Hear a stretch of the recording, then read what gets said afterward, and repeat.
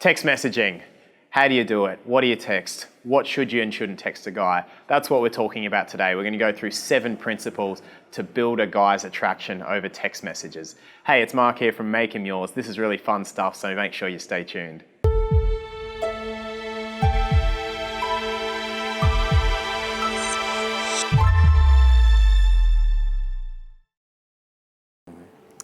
Oh, hey there. This little beast here. You got to use it all the time, and it's everything to do with when you're meeting and flirting with guys. Today I want to give you 7 principles on how to use it right so that every text you get from a guy builds attraction and builds excitement for him to see you again. Number 1, text a guy substance. You want to have something worth texting. If you text him, "What's up?" what does it say? That you're bored and that you have nothing going on. You want to text him some substance. You want to say something exciting that's happening. "Oh my God, the spot just finished. I'm having so much fun. I'm out with friends." Give something of value. Give something that he can be excited to be a part of and to get involved with. You want to tell a guy about your exciting life and give the image that you've got stuff going on with text messages. You don't want to text him when you're bored and have nothing happening.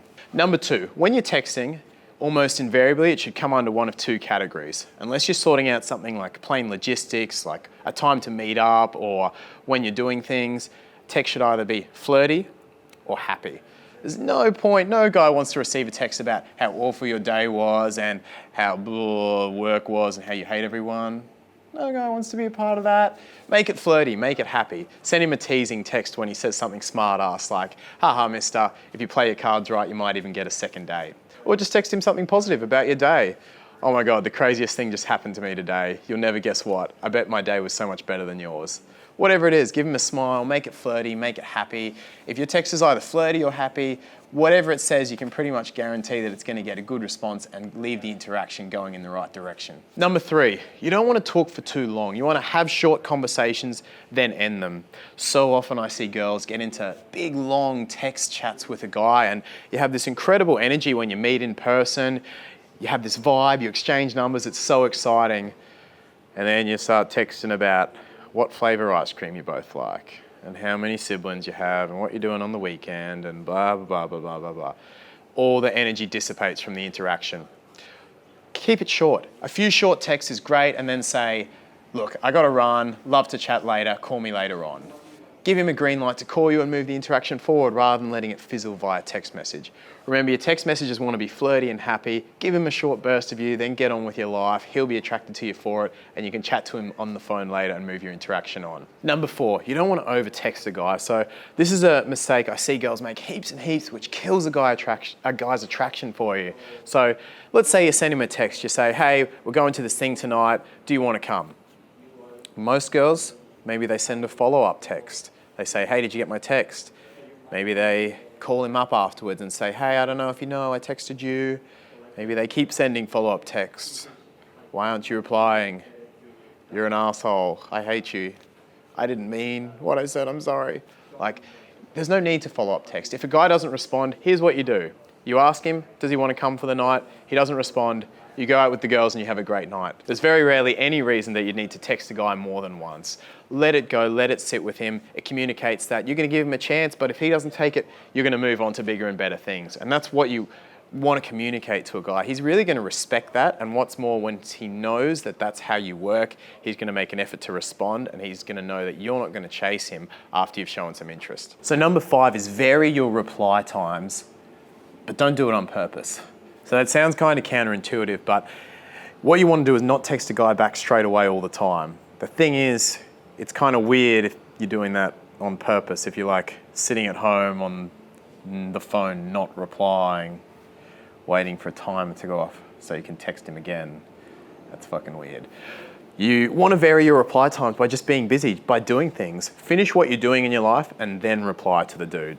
That's pretty much the secret of it. So you'll reply straight away sometimes because you won't be doing anything, but other times you're out with the girls, you're at work, finish what you're doing first and then reply to the guy. Communicates that he's not your top priority, that he has to work a bit for you, and it just happens kind of as part of your lifestyle. So you can see the more you build your lifestyle and the busier you are, the more you have stuff going on, the more, without even thinking about it, your reply times to a guy are going to vary. Number 6, Text when you're doing something. So often girls will text a guy, and guys do this as well, guys make this mistake too, when they're not doing anything with their day.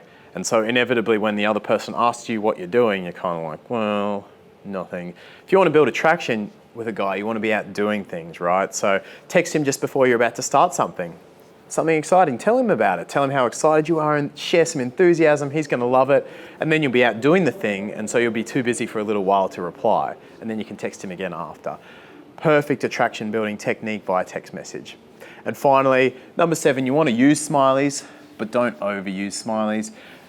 The problem with text messages is that they're essentially a text-only communication, right? There's no emotions, there's none of the vocal inflections that make language and communication what it is.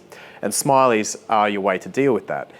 Imagine, for example, the text, "I hate you so much right now." What does that look like without a smiley or with a smiley? It goes from hateful to flirty, right? That's your communication, that's your subtext. At the same time, imagine that text with like 14 smileys either side and 2 in the middle. It looks ridiculous, right? And you look like you're 13. So you want to use smileys, but don't overuse them. Use them enough to communicate flirtiness, but not so much that it looks like you're 12. Girls, I hope that gives you an idea with texting. It shows you can build attraction. There's methods that you can use to just subtly build attraction, build the energy with a guy so that the next time you see him, he's even more excited to see you and the attraction has increased while you've been apart rather than declined. Do you agree? Do you disagree? Let me know in the comments. I'd love to hear from you. Let's build a community. Let's build more ideas around it. Let me know down there what you think. Give it a thumbs up and share the video. Subscribe to the channel if you enjoyed it. 𝐀𝐁𝐎𝐓.com.au is the blog, so I'd love to have you over there. There's heaps more content there, so make sure you check it out. And look, remember with text messaging, it's only a way to get to the next section with a guy. It's not the be all and end all, but it is a fun thing you can do in between to build attraction. I'll see you girls all very soon.